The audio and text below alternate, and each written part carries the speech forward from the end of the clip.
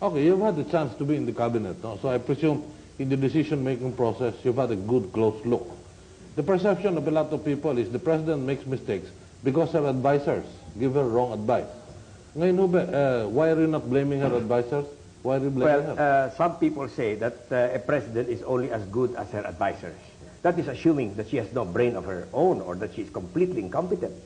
I would say that if a president is a good president, he would at least have the ability to choose good advisors. And that is an essential requisite of a good president, to surround himself or herself with good advisors. Okay. Today, the cabinet had a meeting in Malacanang. They spent the whole meeting on the issue of graft and corruption. Apparently, the administration feels that something has to be done. This is part of what you raised as a valid issue. Now, well, I don't want to call them propagandists, but friends of the administration say that there is corruption, but it is not at the top. It is at the bottom. Response. I don't agree with that. I think that is palabas. I think this is public knowledge that graft and corruption is one of the greatest failures of this administration. This administration, and I was present when Cory Aquino made that promise to the people that aalisin daw lamang niya, aalisin daw kapag siya'y inihalal ng bayan, hindi lamang ang gambling casinos, titigil daw niya ang graft and corruption.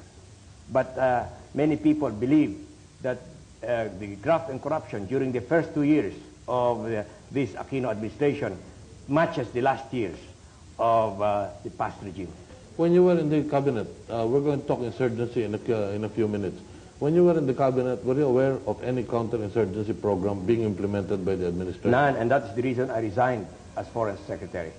I wanted an all-out, comprehensive anti-insurgency policy, and I was fighting for that. And when President Aquino ignored my importunings to have such a policy, I resigned. That was after visiting all the military camps. And a good example of that is Quezon.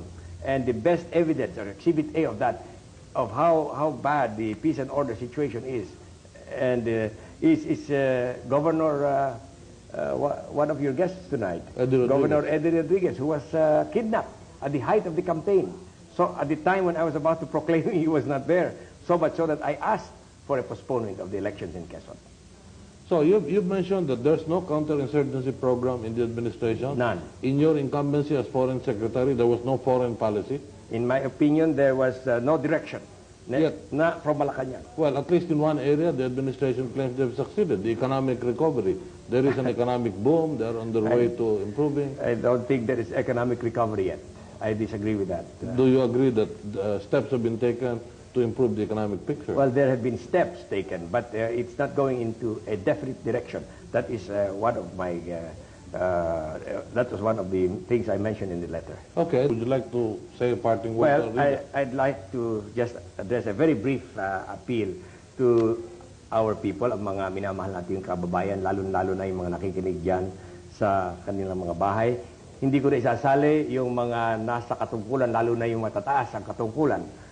At hindi ko din isasali yung mga nakikinabang sa administrasyon, itong current administration. Ang gusto sanang gawin ngayong gabi ay magtanong lamang ng tatlong tanong. Are you better off now than you were 30 months ago, before this administration took over?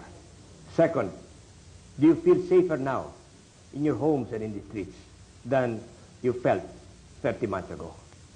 And third, do you feel that there is less graft and corruption now than there was during the last years of the previous regime?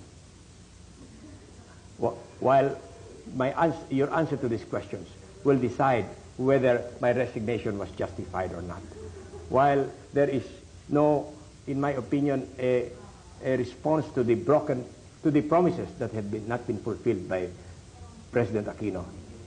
President Aquino behaves like an innocent bystander, hoping that the problems will simply solve themselves. I think it is time now to separate those who believe that the present or current administration is doing a wonderful job. They should join forces, fine. They should support President Aquino. But all those who believe that she is not doing a good job, that she is making a mess out of the present situation, should also join forces. Okay, thank you, Mr. Vice President.